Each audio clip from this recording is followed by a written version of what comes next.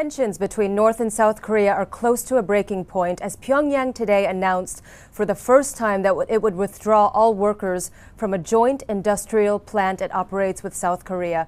Joining me today to discuss this is Alistair Gale, Bureau Chief in Korea, Seoul, Korea for the Wall Street Journal and Dow Jones Newswires.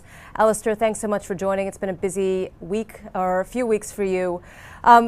Look, this is the first time, as you said to me earlier, that North Korea has actually taken action. So far, this has been a war of words between the North and the South. And by North Korea actually removing workers from this plant, it sends a very strong signal. Tell me more about that and tell me more about this plant and the significance of it.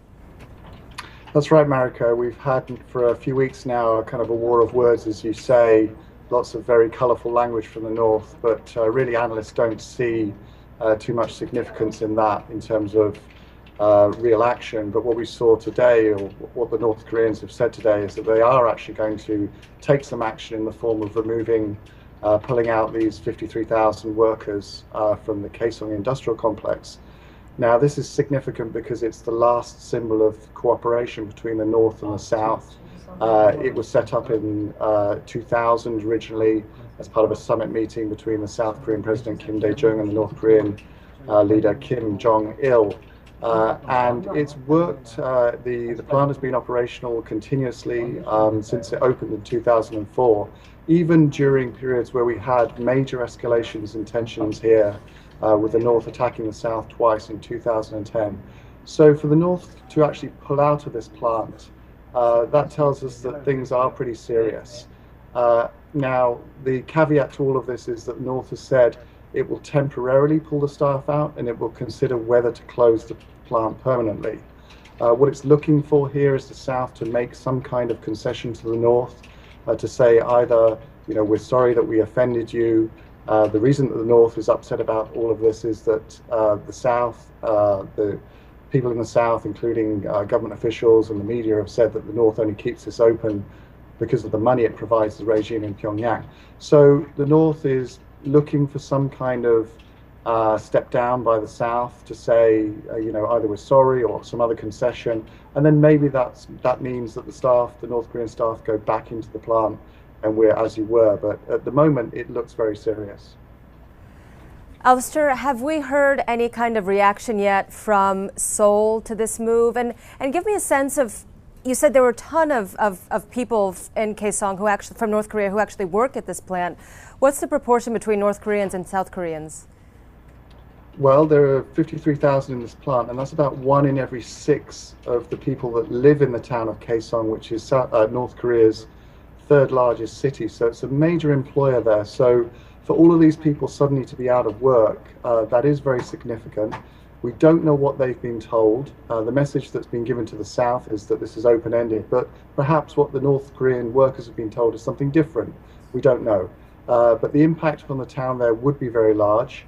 On the South, it's more of a symbolic thing. There are 123 companies that operate there. It's up to the South to come up with a solution to it. So there's a pretty big impact on the North. The organization that is the South Korean businesses, their management organization, is having a meeting at 10 a.m. tomorrow morning. It's going to have a press conference at 11 a.m. So we'll hear from them about what they plan to do. Government ministers will be meeting this evening, I'm sure, to discuss the situation. The unification minister, who's the guy in charge of relations with North Korea, has been in parliamentary testimony over the last few hours. So he hasn't had an official response, but apparently he has been told, and he's disappointed by this. Now, Alistair, can you give me an idea of what kinds of things are made at this plant? I mean, would it disrupt the global supply chain of any particular company, or are the things they make so small and so domestic that it wouldn't disrupt anyone globally?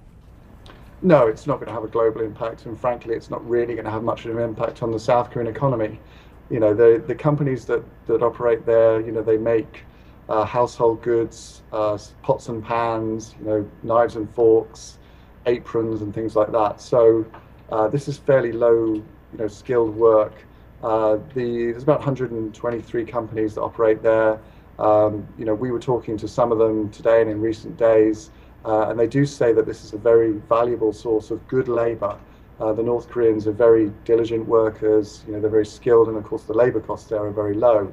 So this is a big headache for these South Korean companies, but frankly it's not going to have a major impact on the economy here. It's more symbolic for the South, and of course it raises the concerns of how far North Korea is going to take their recent bout of escalation of threats and whatever, whether they will take any more physical action, and that's a big concern. Right, exactly. Well, we will keep a close eye on this story. Thanks so much for joining us, Alistair. Alistair Gale, Bureau Chief in the Seoul Bureau of the Wall Street Journal/Dow Jones Newswires. For more on this and further updates, please go to WSJ.com. For Asia Today, I'm Mariko Sanchianta.